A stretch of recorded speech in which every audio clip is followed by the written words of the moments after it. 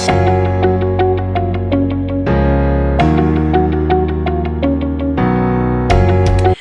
there BookTube, it's Eleanor here, and it's the start of my next round of RuPaul's Drag Race Picks My TBR, and I've picked my drag queen, and it's Jada Essence Hall, so the current winner of the latest season, and hers is Beauty Queen with a pretty cover. So I could have gone for gold foiling, I could have gone for beautiful flowers. It's pretty, isn't it? So I've gone for Long Shot by Kennedy Ryan. I think it's got a pretty cover. So this is a romance. This was recommended on Bree Hill's channel, and she said on her channel you need to make sure you read it when you can read it in a day. It's quite heavy, but it's really, really good. And she was right. I read this in a day. I couldn't put it down, but it is very dark and very heavy. There's lots of trigger warnings in here for domestic abuse and manipulation and physical abuse, mental abuse, intimidation. There's quite a lot in here in that respect. So if you find those triggering, then don't read this book. But it was just very well handled. I really liked how our main character, or one of our main characters, because it's told from dual perspectives, she really finds the strength in herself to do what she needs to do. The story is set, as I say, from two perspectives. There's August, and he is just about to get drafted for the NBA at the start of the story, and then we have Iris, and she is the girlfriend of sort of someone who's been competitively sort of against August his whole career in sort of basketball, and it's the night before this sort of big game and at the end of their sort of college careers.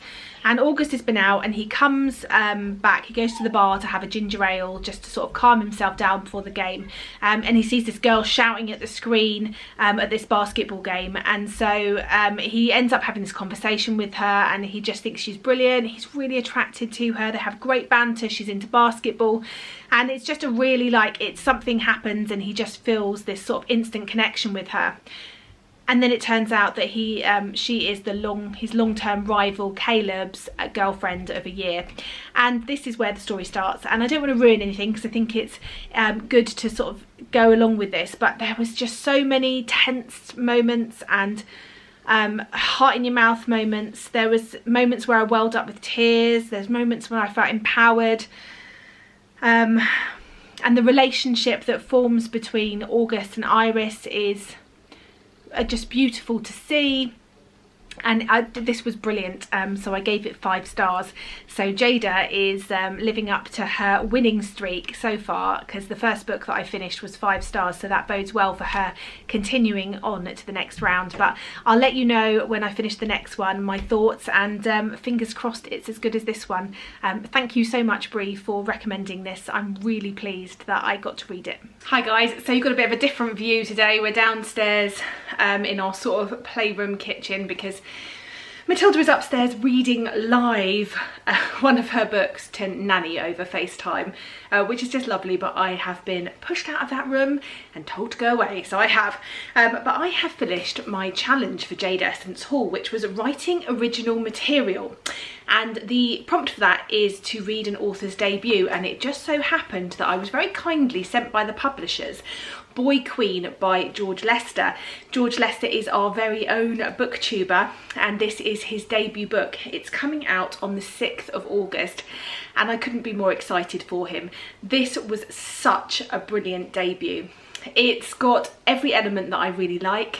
It's a queer story about a young gay boy who doesn't get into the drama school he wants to go to, and so finds his way into drag, and it's lovely. It has a host of really lovely friends. It's a really strong book about friendship, actually, more than anything else. It's about finding new dreams, finding new directions, finding the strength to stand up for who you are.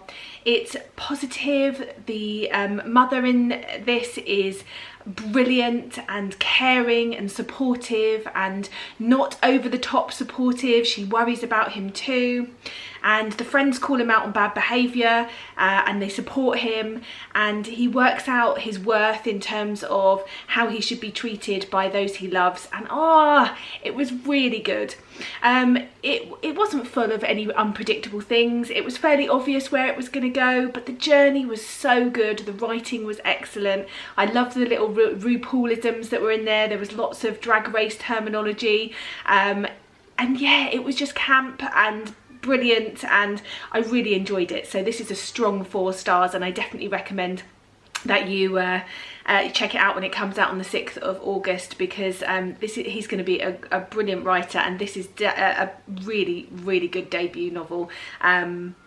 Yeah, we need more books about drag queens and drag mothers and finding your drag name, and you know, how you find your way into drag. And yeah, I'm yet to still attend my first ever drag performance live. Actually, no, that's not true. I think in my early 20s, so a long time ago now, I went to Madame Jojo's in London and I loved it.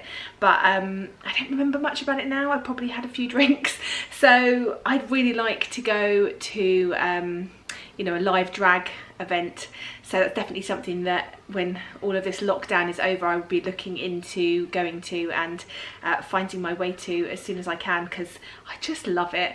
And this book came at the perfect time for me. I've just been immersing myself in Canada's Drag Race and RuPaul's All Stars season 5 and all that lovely stuff. So definitely check this out. It's going to be really big, I think, and a strong 4 stars from me. Okay, so category is sci-fi, and so for that it's as simple as reading a sci-fi book. And I'm really pleased this came up because I haven't read many sci-fi books recently, and there was one on my shelf that was prime time to read, and that was Starsight, which is the sequel to Skyward by Brandon Sanderson. I really enjoyed book 1. I gave it a really strong 4 stars. Brandon Sanderson writes my sort of sci-fi. It's not too hardcore. There's enough in there to keep me interested. There's lots of imagination used, but I can get to grips with the sort of themes and the ideas and the concepts in there. It pushes my brain to think, but it doesn't push it outside my abilities to comprehend, which I think I really enjoy about it. With this one, I really don't want to tell you too much, because obviously I don't want to spoil it if you haven't read the first one, but I really enjoyed the change of setting. In the first book, we meet Spencer. She is desperate to be a pilot, and her world is at war. They live on this planet called Detritus, and the humans have sort of moved there, and they're at war with this unknown alien species that is constantly battling them to try and sort of kill them.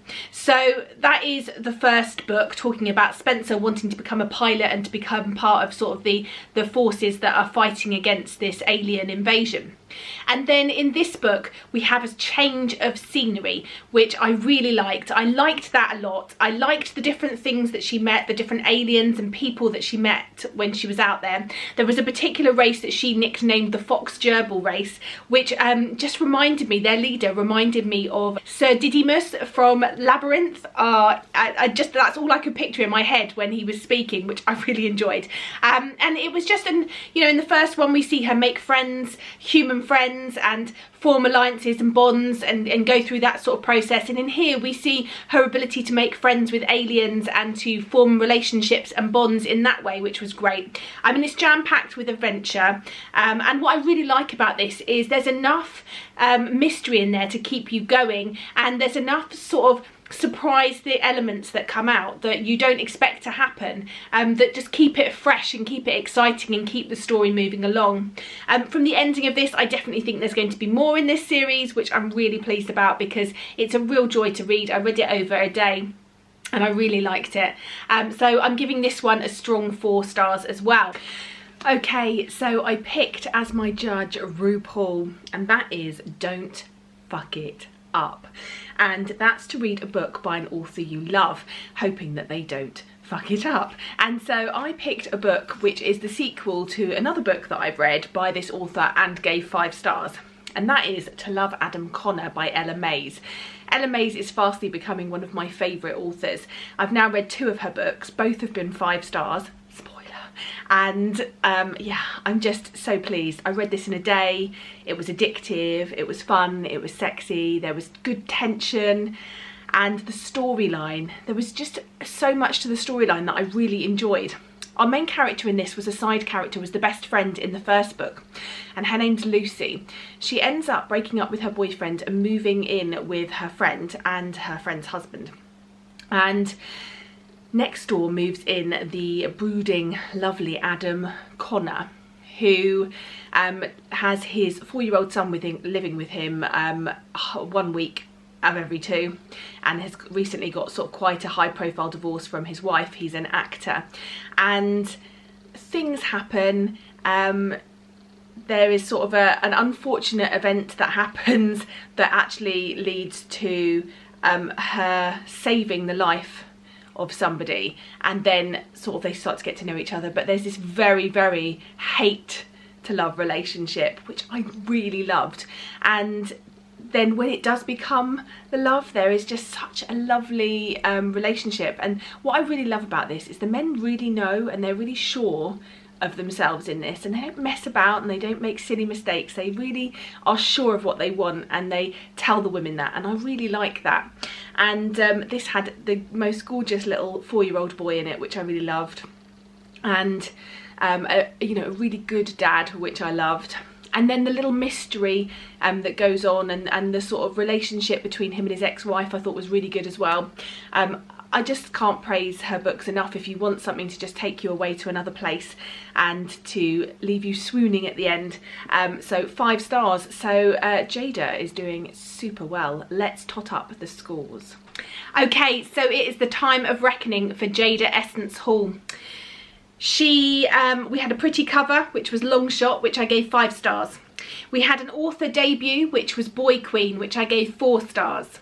We had sci-fi, which was Starsight, which I gave 4 stars. We had Author You Love, which was To Hate Adam Connor, which I gave 5 stars, which brings Jada Essence Hall's total to 18. It's above 17. She doesn't have to lip sync for her life. Jada, Shantae, you stay. Jada will be going in the envelope ready for the next season when I've finished this one. So that is my 4th queen down. 3rd queen down, and I will be looking to do the next one. I know that a couple of you have mentioned you'd like to see me pull the cards like I did in the first episode, and so this time I will be, from future, I'll be pulling the cards out on camera for you so that you can see me as I pull them out. So I'll include that in the next drag queen. Anyway, I hope you've enjoyed this. I'm really enjoying doing it. It's been great fun. I'm really enjoying just having a little mini TBR that's continual, so sort of 4 books. 4-book TBRs are really good because you don't lose the pace and momentum of the books that you're reading, whereas a big monthly TBR, there's so much time and space and change in mood in there that you tend to change your your mind about what you want to read quite quickly, whereas a 4-book TBR for me is fine. I can sort of keep that momentum and keep that TBR going. So I'm really enjoying it, and I hope you are too, and I look forward to seeing you in the next one. So bye for now, BookTube.